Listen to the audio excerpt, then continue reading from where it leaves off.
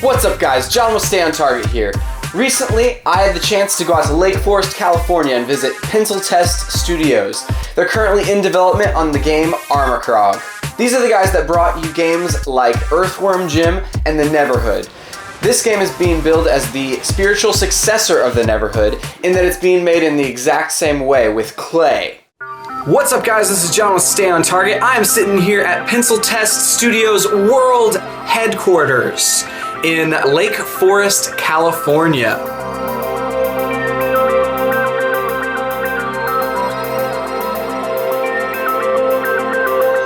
Alright, so now I'm standing here with Lou Giliotti. That's right. And we are standing here in the room. We've got some small miniatures here. What exactly goes on in this room here? Well, this area of the warehouse is where we create what we call room boxes, but essentially in more of a common games parlance, these are the levels. Nice. Right? So, and as you can see, we kind of start with these wood frames that we built together, and these are actually built to exact specifications based on the aspect ratio, all kinds of things. Awesome. Because when you're playing a game like Armikrog, just like The Neverhood, when you transition from room to room, those camera transitions have to be really smooth, the framing of the shot. Yeah. Now, that doesn't mean that all rooms are the same size. Yeah. We're building, another room we're building now is going to be tall and thin, but we have templates that we use for all the different types of room shapes. So we start off with these wood things, and then essentially, I can take you over here, what happens is we've got something like this. Yeah. Which I'm just showing you a version, the uncolored version, but basically this would be completely colored in with whatever markers, whatever we need to get the color that we need. So this shows you what the shape of the room needs to be like, also the color scheme. And then what we quickly do is we come over and we melt clay. Nice. And we create recipes, and what we do is we try and match a color to the color in the drawing we have. Excellent. And that actually is what we call a recipe. Yeah. And we keep really close tabs on that mixture ratio. Yeah. Right? So what we do is, for instance here, you'll see to make the exact pink we want for the scales in that room, it's actually 4 white blocks and 1 red. Nice. Right? And that actually took a while to do to get the exact color. But then we've got the formula, so if we need to make it again, we've got the formula. And it's not a very high-tech operation. Basically, we use the hot plates that you would see in like a college dorm room. Yeah. Turn that thing up to 11, get it nice and hot. Have like turkey pans, and we put blocks of clay. They come in about 2-pound blocks. We order about 200 pounds of clay at a time. Gotcha. Once it gets mixed and put in there, then we come back over here. Okay. And you'll kind of see how this is set up. This is a room in progress. This room will become a very pink and red and purple version of this right here. Gotcha. And Ed was working on the asset for one of those. Yeah. This little room. So you see in here, this is just the base. We start laying in clay for a base coat. And then what we do in this case, we built all these scales individually, and all the props for the room individually. So you saw Ed over there; he's kind of building this crazy pod that will open up, and this crazy character will come out and talk and close. And then once the set is built and it looks exactly like the concept drawing, everything looks good, then we light it and we shoot it. And essentially, this is a version of a finished one that we just finished yesterday. I always say we're kind of like craftsmen of making video games like we're craftsmen, Yeah. And because we make everything by hand, you can see all the clay is all kind of kneaded by hand. And and so we'll take a set like this, and then we light this thing, and then we shoot it here with our camera. Yeah. And then it all gets sent over here to the computer, and this is where we keep all the frames. We test the lighting, if anything needs to get adjusted. We do that all here, so we know exactly what the shot's going to look like. That's awesome. And then the shot's ready. Then we might take it into post and play around with it a little bit. But 90% of the heavy lifting is done right here. That's amazing.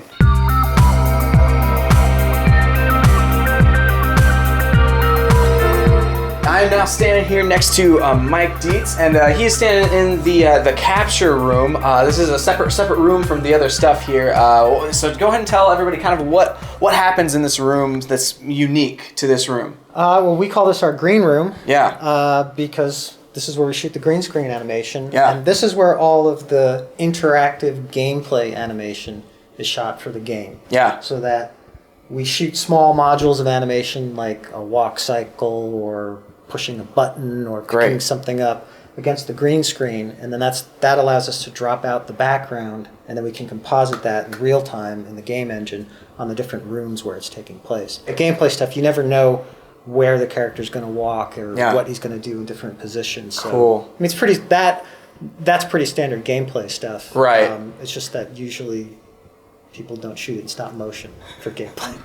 This is the software we use to capture the frames. It's called Dragon Frame, and it's software made specifically for stop motion. Yeah. And to be used with digital SLR cameras. Great. So this plugs right in, and the camera talks to the software, and the software talks to the camera. Mm-hmm. And I've actually got it set up so that the software talks to all the lights too. What I end up with is the first shot is my beauty shot, and that's where the lighting on the puppet is exactly what I want. Yeah. The second shot is a green screen shot, so if I need to pull green screen, I can do that. And then the third is I'll end up pulling, it's called a luminance mat out of it. I'll basically make it a black and white image, and that's where I'll get my alpha channel. Gotcha. And you get a really nice clean alpha channel there without getting too much green spill. Makes sense. Here's one of the captured frames, and that's his starting position. Comes over, puts his hands out. Wow. And then you'll see there's some mouth frames in there. Mm-hmm. And then a little separate hand hand gesture that we'll use back and forth. You know, if you want an action to take a certain period of time, how many frames it needs to be. Okay. And if you want it to feel like it accelerates and decelerates, Gotcha. that's how you space the drawings. If it's a fast run, the actual time each stride takes will be short. Okay. And the spacing between the frames would be large. So you get a fast movement. So you'll see, it'll get cropped somewhere around there. Okay. At first, the frames are really close together. Yeah. And then they get further and further apart as it speeds up. And then towards the end, they're very close together. Yeah. So the effect is that you see it accelerating and coming down. That's awesome.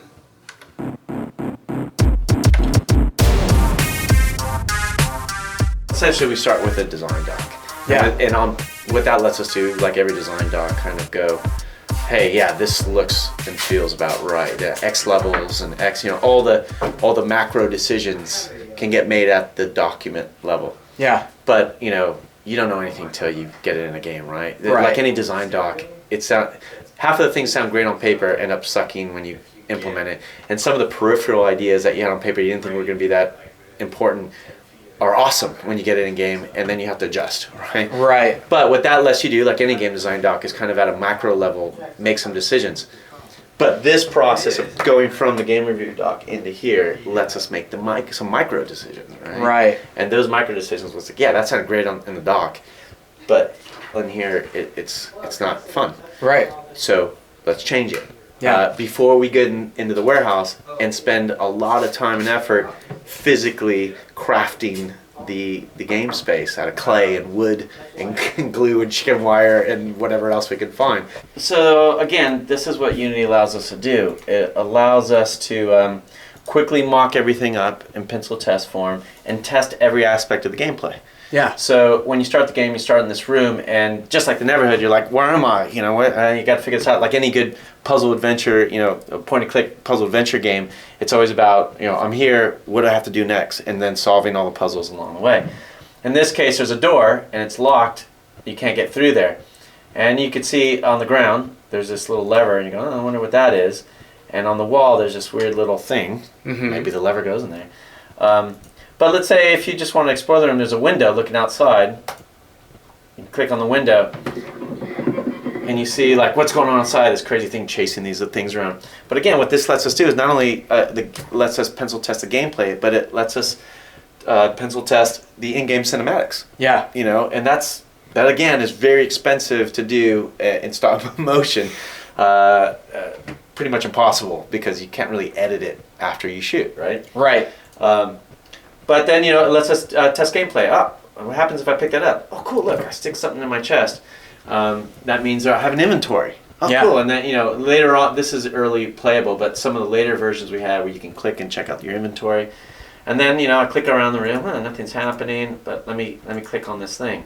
Oh, before nothing happened, but now that I have the thing, I pull the lever, and I walk back over here, and I realize, now the door's open. I can walk through. Excellent. So yeah, so this lets us try all kinds of things. So gameplay, basic locomotion.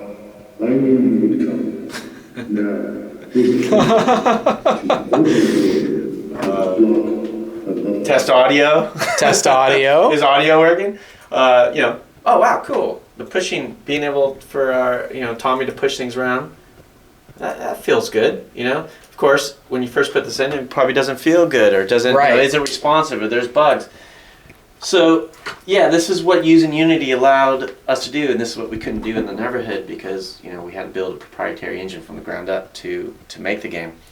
But Unity has kind of afforded us the ability to iterate. Perfect. And that iteration just means a better game in the end.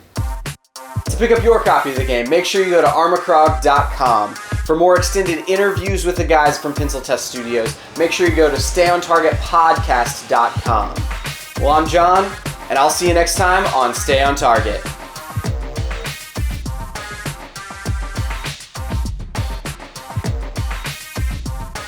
It's a really creative environment. Like I said, we all trust each other. We're all professionals. We all know what we're doing, and except for Mike when he throws clay at me from across the room. Well, I noticed whenever he walked in just a second ago, you started talking good about everybody. You were... Well, I didn't want to say it on camera, but Mike's a child essentially, and I have to stop it. Stop throwing stuff. Yes. So aside from Mike, everybody here is a mature adult. Completely professional. No, but this is the environment. We like it. I love it. We come in. The typical day is we come in. We do have like the one thing that's kind of professional about where we have morning stand-ups. Nice. We sit down and we okay. Thank you very much. Thanks. Now get back to work.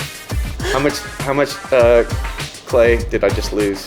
Because but you gained a hug, man. It was great. There's nothing like a Schofield hug, I have to admit. I feel tingly inside.